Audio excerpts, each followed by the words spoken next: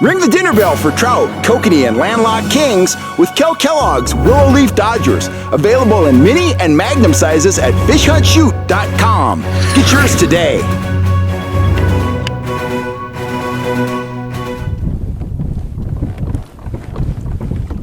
Ooh, a nice hit right there. He's back. Fish on.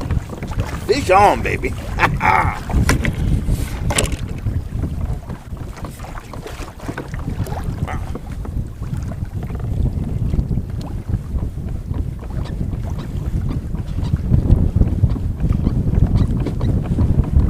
Feels nice. That feels like a real nice fish.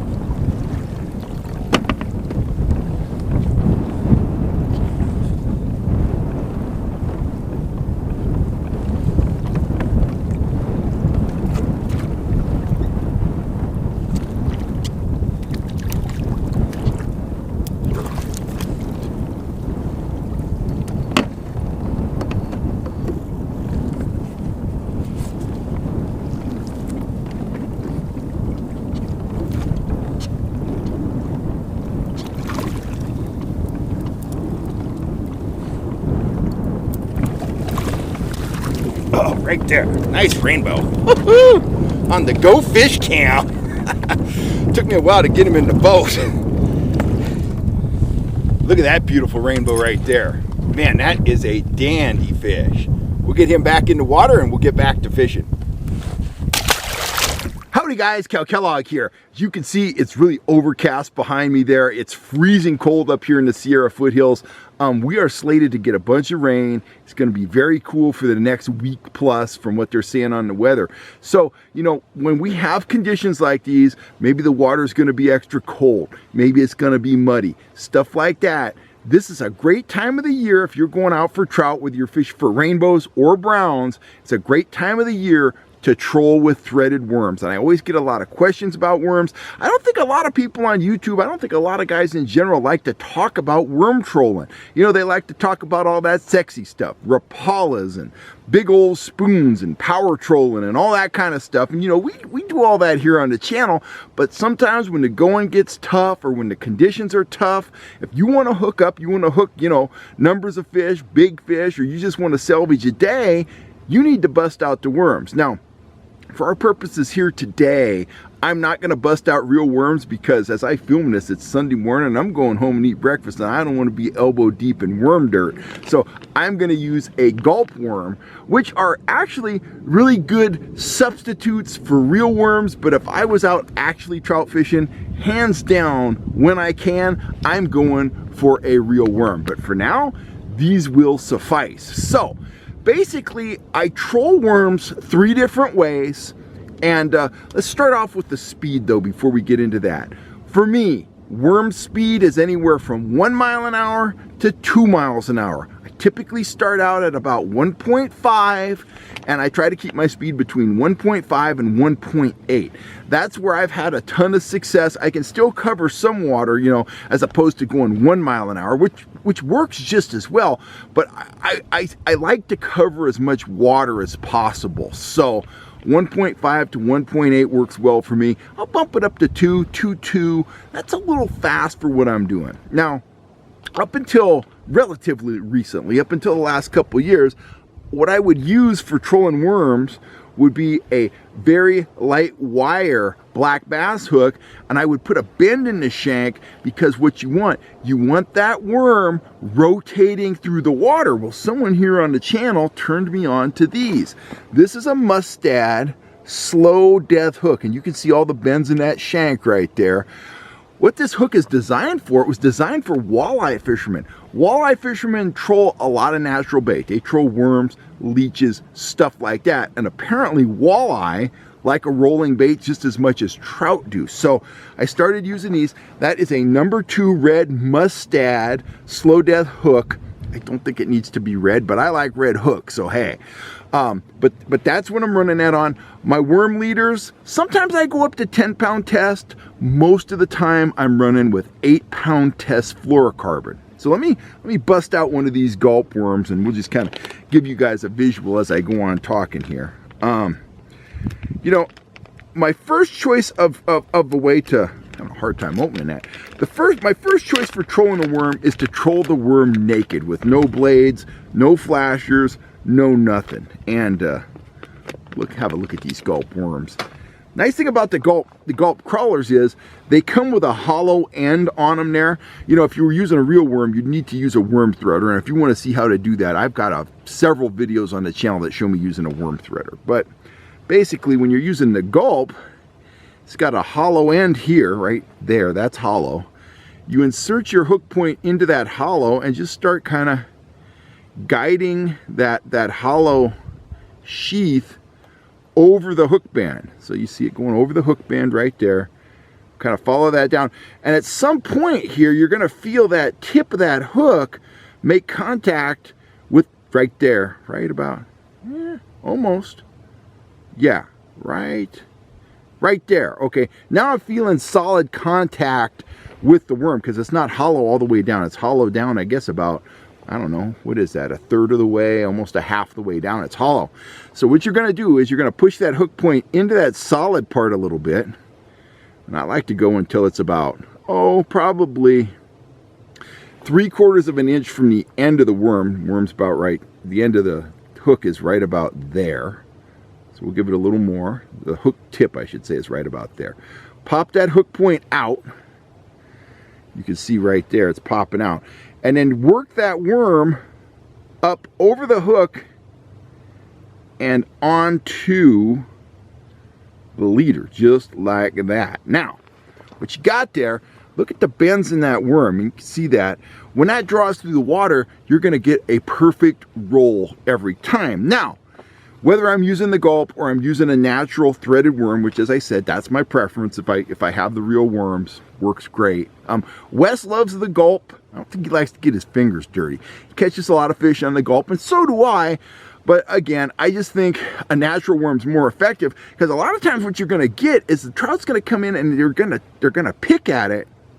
With a natural worm, they're going to get a little piece of that worm, and it just confirms to them that this is real meat. This is an easy meal. This is a big chunk of protein that I can, easily gulp down. So, and usually when you're fishing a worm, you're fishing for trout that for whatever reason, they're lethargic. Maybe they're just off the bite. Maybe the water's muddy. Maybe the water's really cold. But for whatever reason, they're not in a real rambunctious mindset to chase stuff and slam stuff and hit stuff real hard. So when they get a little piece of that real meat, it just encourages them to keep fooling around with it. Usually if you get them keep fooling around with it, they're going to get hooked. So if you really want to go stealthy, just troll the worm naked. No blades, no flashers, no nothing. Put a loop like that in the top end of your leader. Snap it on your trolling swivel. I troll these a lot off lead core. You can do it off a downrigger, whatever. Put the worm right above the level where you think the fish are holding at. If you think the fish are 10 feet deep, troll that worm 8 feet deep so it's right above their head. Troll it through the zone, and you're probably going to see some taps, some bites like that. Just slow down a little bit if you see that. Let them keep playing with it until they get it and you got them. So, pretty simple stuff. Now, if I am going to team this with flashers or some sort of blade, if I think I need that to help draw the fish in, the water's muddy, sometimes if the fish are just lethargic, the worm itself isn't enough to really catch their attention and draw them in. You've got to put out some sound and some flash to kind of pique their curiosity, to draw the fish in. Then they see the worm, then they sample the worm, then it's fish on. You got a big smile on your face. You're eating trout for dinner. So what I team them with, if I'm not going to go naked, is usually one of two things these days. Now, back in the old days, I used to use the big string of flashers and all that. Still works, still have them on the boat, still use them occasionally. But now, 9 times out of 10, probably 99 times out of 100, I'm either going to use my mini willow leaf dodger, or I'm going to use one of my, got this one all tangled up, one of my turbo flashers. And it's kind of interesting. Both of these presentations, I'll show you this spin. Well, shoot. I'm having all kinds of trouble. But you can see that spin there on that piece of fluorocarbon. I've got the turbo flasher rigged on a 20-pound test piece of fluorocarbon line. Those beads you see there, they act as bearings. On the top end of that, I have a swivel. On the back end of that, I have a snap swivel. I would attach my main line from the rod right there via my trolling snap, and I would just connect the worm right back here on that snap via the loop, just like so. I would put that whole business in the water. I would troll it at, again, 1.5 up to about 1.8 miles an hour. I could slow down to 1, I could speed up to 2. That turbo flasher, it puts out a real high-pitched hum. It has color, it has flash, it just gives off a ton of sound, pulls those fish in.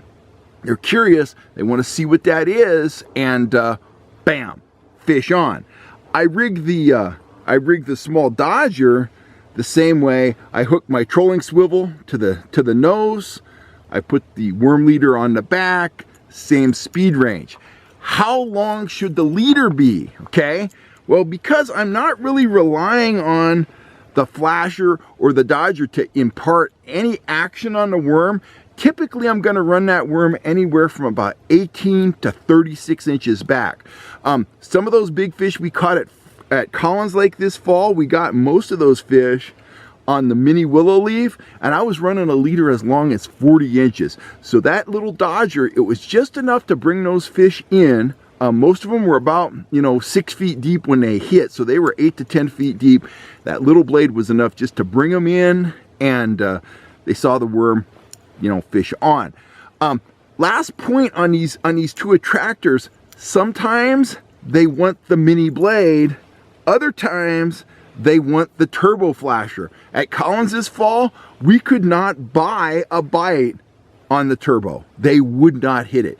At French Meadows during the summer, this was my money presentation. So it's really interesting. The difference between this and this are pretty subtle, but it matters. Some days they want the worm naked, some days they want it with the mini willow, some days they want it with the turbo flasher, some days they'll hit all 3 kinds of worms. So just be ready to experiment, change things up, take the temperature of the fish, I keep saying that, figure out what the fish want, give the fish what they want, and you're gonna have a fish at the end of your line. So I think this tip is gonna serve you well going into the spring.